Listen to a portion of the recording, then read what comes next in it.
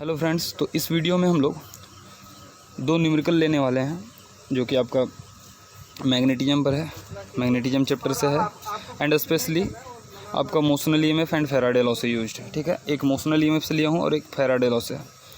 तो अभी आपको जो फ्रंट में दिख रहा है this is your from motional EMF. तो यहाँ पर आपको दिया हुआ है कि एक वायर है जिसका लेंथ 2 मीटर दिया हुआ है and it is perpendicular to Y axis. तो ऑफकोर्स पहले हम लोग फार्मूला जान जाना चाहिए ताकि हम जान सकें कि हमें क्या क्या रिक्वायरमेंट्स हैं। तो मोशनल ईएमएफ में आपको ईएमएफ का फार्मूला होता है, आप जानते होंगे, E equal to vector formula यहाँ पर लगेगा एल डॉट भी cross B. So this is your vector formula of motional EMF. तो यहाँ पर लेंथ वेक्टर दिया हुआ है आपको विच इज 2 के कैप, क्योंकि ये जेड एक्सिस के लॉन्ग रखा हुआ है। ठीक है, तो I think it's clear. Velocity directly आपको वेक्टर फॉर्म में ही दिया हुआ है, तो v का वैल्यू आपको मैनिपुलेट करने की ज़रूरत नहीं है, डायरेक्ट दिया है 2i plus 3j plus k, 2i plus 3j plus k metre पर सेकेंड है, यूनिट में नहीं लिख रहा हूँ। ठीक है, और b आपको दिया हुआ है, लेकिन आप माइंड में रखोगे एग्जाम में जब भी लिखोगे तो यूनिट ज़रूर डालोगे, अदरवाइज आपका मार्क्स कट सकता है। ठीक है, so it will become equal to i plus 2j और प्लस मैं 0 के देता हूँ क्योंकि क्रॉस प्रोडक्ट में आई जे के तीनों का कॉफिशिएंट यूज होता है। ठीक है, तो पहले हम v क्रॉस b निकाल लेते हैं। तो v में ध्यान दो, आई जे के का कॉफिशिएंट है 2 3 1 और b में है 1 2 0। तो यहाँ पर v क्रॉस b कितना होगा बताओ?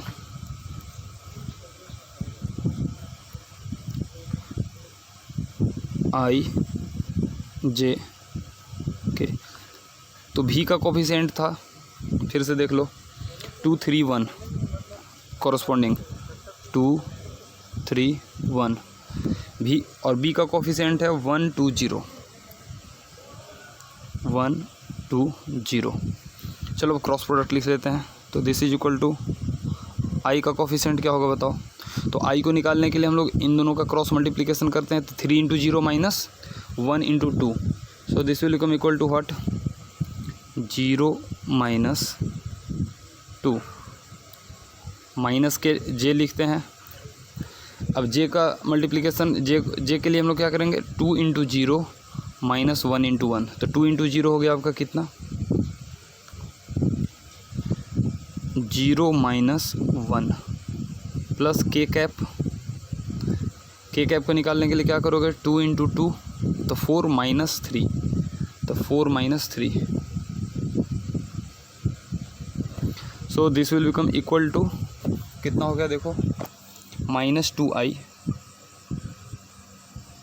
Plus j plus k। अब हमें निकालना क्या है? इसको l से मल्टीप्लाई कर देना है, तो e का वैल्यू हमें डायरेक्ट आ जाएगा l dot v cross b। So this will give you l आपका था 2 के कैप, याद है हमें, तो के डॉट के होगा यहाँ पर, बाकी 0 है तो 0 हो जाएगा। तो आप कह सकते हो 0 plus 2 that is equal to 2 volt. तो answer will be 2 volt, answer will be 2 volt.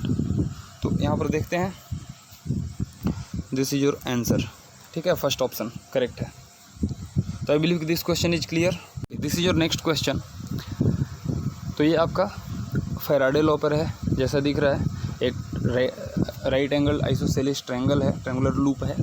ठीक है, and it is moving with velocity v, जैसा फिगर में दिखाया हुआ है। t इक्वल टू 0 पर जस्ट मैग्नेटिक फील्ड में इन करने वाला है। ठीक है, और v कांस्टेंट है, उससे आपको इन कर रहा है। तो आपको क्वेश्चन पूछ रहा है कि what is the current versus time graph in the loop. अगर लूप का, ये जो वायर का लूप है, इसका रेजिस्टेंस आप r कुछ मान लो, कुछ कांस्टेंट रेजिस्टेंस। ठीक है, तो आपसे पूछा जा रहा है कि what is the current in the wire. तो यहाँ पर हम लोग फैराडे लॉ लगाने वाले हैं। आपको पता है कि induced EMF is equal to होता है minus d∅dt, which is equal to, of course minus sign का हमें लेंजेज लॉ से रिले कनेक्शन है, तो माइनस साइन का हमें यहाँ पर ज़्यादा मीनिंग नहीं है, हम यहाँ पर बस देखेंगे मैग्नीट्यूड वाइज। तो phi is nothing but b dot A cap हम लोग कहते हैं बाई dt। अब यहाँ पर ध्यान दो, मैग्नेटिक फील्ड तो कांस्टेंट मैग्नेटिक फील्ड ऑलरेडी दे रखा है क्वेश्चन में कि बी इज कांस्टेंट, तो बी बाहर आ जाएगा। और ऑफ कोर्स बी एंड ए दोनों के बीच में एंगल 0 डिग्री है, आप ध्यान से देखो तो, क्योंकि area vector is perpendicular to area and magnetic field is also perpendicular to the plane, तो दोनों परपेंडिकुलर है। तो बी डॉट ए करोगे तो बी ए कॉस 0 आने वाला है इसमें, तो and B is constant, so it will become equal to B into D A by D T. So our important point is what कि we have to find out dA by dt especially in this question and then we will get। तो magnitude की बात जब किया जाए इसमें अगर, तो E का वैल्यू हो जाएगा B into D A by D T, चलेगा। ओके, तो हम लोग D A by D T निकाल लेते हैं। तो मान लो कि किसी टाइम t पर मैग्नेटिक फील्ड के इस रीजन में है, it's like this, wire is something like this. तो टाइम t पर मान लो कि ये डिस्टेंस x इनसाइड है, इधर आपका मैग्नेटिक फील्ड वाला रीजन है लाइक दिस। तो suppose this distance is x, तो ऑफ कोर्स ये x होगा, तो ये भी x होगा और ये भी x होगा। तो एरिया कितना हो गया, area inside, area equal to हो गया half into 2x into x, that is equal to x square. So this is your area inside the magnetic field. तो d A by D t कितना हो जाएगा,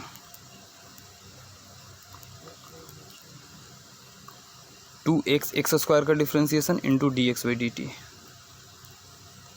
and d x by D t आपको question में दे रखा है which is velocity v constant है, तो हो जाएगा 2x इंटू वी। एंड ध्यान दो x क्या है यहाँ पर, अगर v वेलोसिटी से जा रहा है एट एनी टाइम t की बात हमने की है, तो x is nothing but vt। तो अगर पुट कर देंगे तो ये हो जाएगा 2v स्क्वायर इंटू टी।